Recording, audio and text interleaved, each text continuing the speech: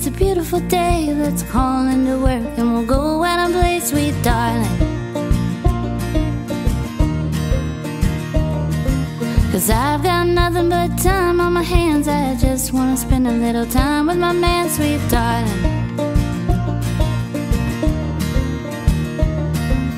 You grab the rocks and I'll get the bait.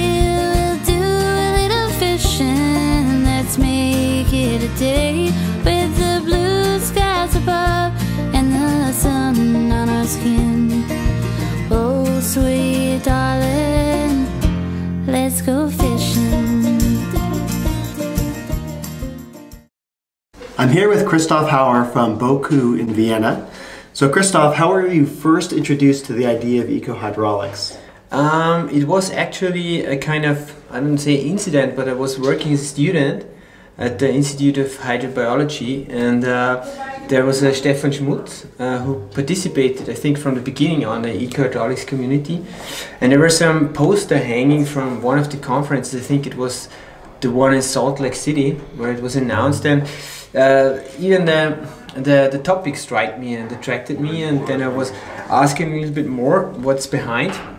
And it was really at the beginning when ecohydraulics evolved, and yeah, it was for me very attractive because I was always interested in this kind of river restoration stuff and looking for methods to quantify how the benefits would be. And yeah, this was actually the first contact with this stuff. And what's an example of a research article that's influenced your research? Yeah, it wasn't actually. It was also from the beginning, it wasn't actually an article, it was a proceeding paper of one of the conferences, and it was from Atle Havi. Yeah. So I picked it up in our library somewhere, and I just was reading it, and it was about Atlantic salmon habitat suitability, and it really was, it was beginning of my master thesis, before I started the master thesis. And I said, this is what I want to do. So that's exactly what I wanted to do, and I really reshaped my master thesis. So this was also the point when I moved to another institute. So I was then changing from the hydrobiology institute, going to the hydraulic engineering, because I was, this modeling impressed me. And there I set then up my master thesis with this habitat. What's an ecohydraulics project that you're working on now? At the moment, we have quite a lucky situation that we're having 2-3 projects where we're doing really some detailed ecohydraulic assessment. The first one is about hydropeaking. So hydropeaking is still a big issue. We started 10 years ago here in Austria with hydropeaking research, and we're making step by step, getting more into this.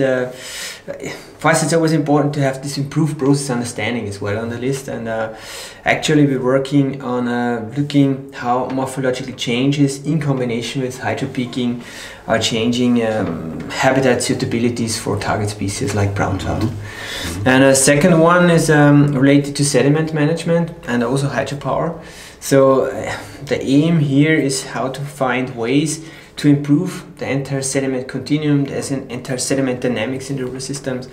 And here we link morphodynamic modeling to habitat assessment.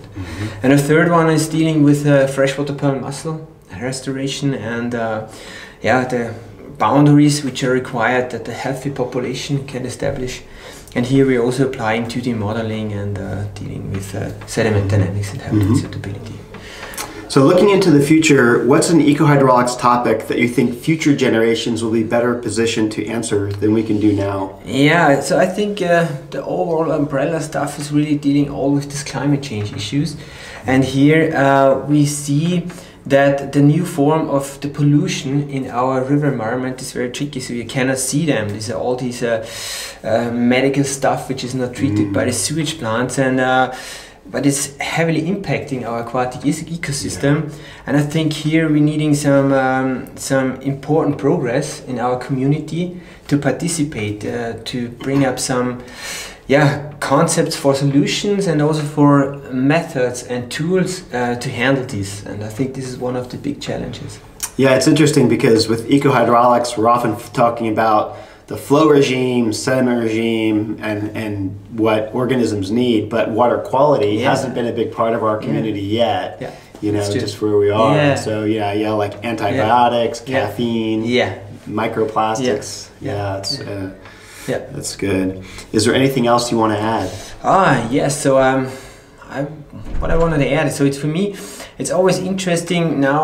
Even 10 to 15 years participating in the ecohydraulics community to see how it develops. And I personally think that we should go sometimes more back into the rivers also with our observations. I remember the first days of setting up all these habitat suitabilities, so we can still explore a lot. So we're having all now these new and fancy tools which are very important, but we shouldn't forget about the basis. And I would really love to see on the next ecohydraulic symposiums to have also a little bit more of this kind of on-site suitability studies or just exploring our rivers. So it's very, when you look on the TV, it's very fancy that you have these explorations in the deep sea and but we can still explore a lot in our rivers. Yeah, so, that's true. Yeah, and then coming to how it is implementing into modeling.